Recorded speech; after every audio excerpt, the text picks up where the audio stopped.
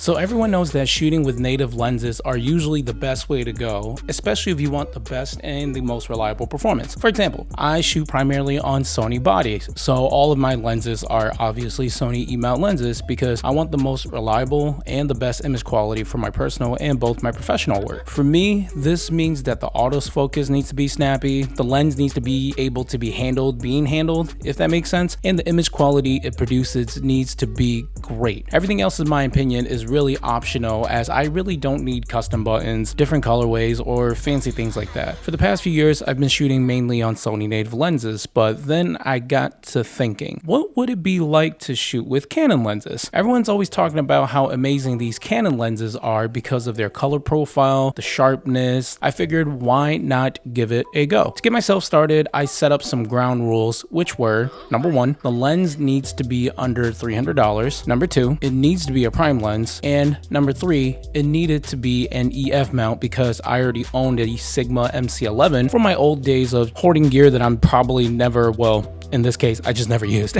Not to mention, RF lenses are just way too expensive and are just not adaptable in the current time that I'm recording this. And number four, obviously, I wanted to get an aperture lower than f2 so I can get some creamy bokeh for portraits and cool video work. Ironically enough, I ended up getting the Canon EF 50mm f 1.8 STM lens. Super lengthy, but I just happened to get it because it was on sale for $100, which is a steal considering that it goes down to f1.8 and it's compact and it was brand new. And I haven't really seen any recent videos on this lens, with the most recent videos being a few years ago, so I figured, why not give it a go in 2025? Now, I don't have much experience with Canon lenses, but according to Google, this lens was released back in May 10th, 2015, and apparently it's a very popular lens amongst Canon shooters due to its budget-friendly price tag, compact size, lightweight design, and sharp image quality. I also noticed that Canon had STM and USM branded lenses, and after a bit of research, it seems that STM just stands for stepper motor technology and are more ideal for video shooting because of its much quieter motor compared to the USM lenses that generally have faster focusing speeds and are more commonly found in their higher end lenses. According to the web and Canon users though, USM is faster and it can be a bit noisier than the STM, making it ideal for video, but because I'm a noob, this won't really be a factor as I'm primarily focused on the image quality. Now, for $100, this lens produces amazing photos, especially if you're in an environment or a set where you can really take advantage of the background. When you bump up the aperture, the images are extremely crisp and very sharp. I'm not sure if it's just me, but the color profile coming directly from this lens already looks great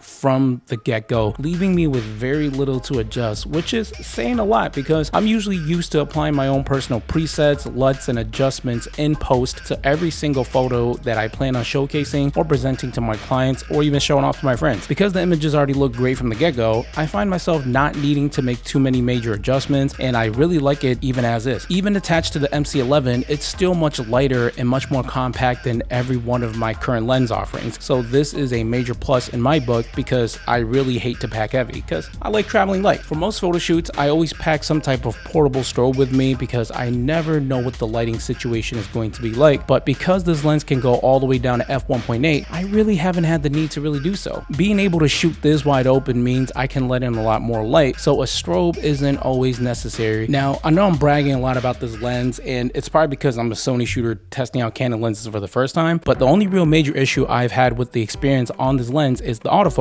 for both photo and video. And it's not really because of the lens, but it's because of the Sigma MC11 adapter that I'm using. Though this is an EF to E mount adapter, it's meant for Sigma lenses with a few exceptions for a few Canon branded lenses. For most camera systems, if you're planning on using non-native lenses, many of the adapters are manual, so it's a blessing that I'm even getting any type of autofocus to begin with. Now, though the autofocus does work on the photography end, it's inconsistent, so I would not rely on it for special moments or professional work when you really need to pull in focus. When it comes to video, autofocus does not work at all in pair with this lens. So if you're okay with manual focus, this video footage looks pretty amazing, especially because you're able to bring it down all the way to f1.8 and get that blown out look. After using this lens for several shoots, even with all the issues I've mentioned, I catch myself coming back to it more and more because of its compact size and its low aperture. My trinity of zoom lenses offer convenience and versatility at f2.8, but this little 50mm millimeter lens encourages me to just frame better, focus on composition, and forces me to move rather than to zoom. Because it has a low aperture, it's nice not having to rely on strobes to let in the extra light, and it produces amazing, beautiful pictures already. Because I'm a solo video shooter and everything I do is on a tight timeline, I don't really see myself using this lens and this adapter combination often for video, obviously, but because it produces such amazing image quality, I do plan on just playing with it a bit more. And maybe it's just me, but in this day and age of mirrorless cameras and digital lenses, I'm surprised a lens with this price tag can still offer such a distinct visual character to it. Maybe because I'm just too used to the safe digital look and the whole post-production process. Who knows?